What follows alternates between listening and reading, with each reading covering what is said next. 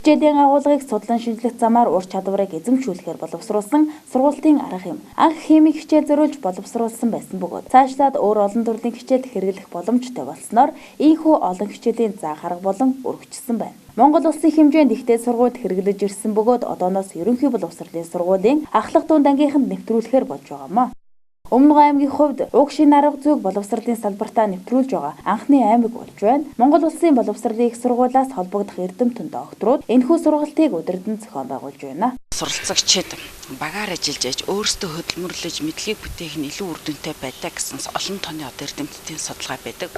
Тэгэхээр зэрэг энэ пагилийн арга бол зөвхөн мэдлэг төдийгүй сурагчдад чадваруудыг эзэмшүүлэх нэгэн зэрэг чадваруудыг эзэмшүүлэхээр ингэж боловсруулсан арга байдаг юм аа.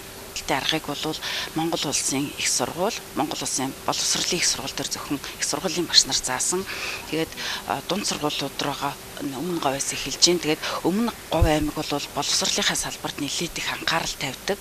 Засаг даргынхаа хамгийн газраас тэр боловсролынхаа газраас бол багш нарынхаа мэдлэг чадварыг дэвшлүүлэхэд маш их оюуны хөрөнгө оруулалт хийдэг газар өмнө говьоос ингээд гараагаа эхлээд сургалтын маань авч байна.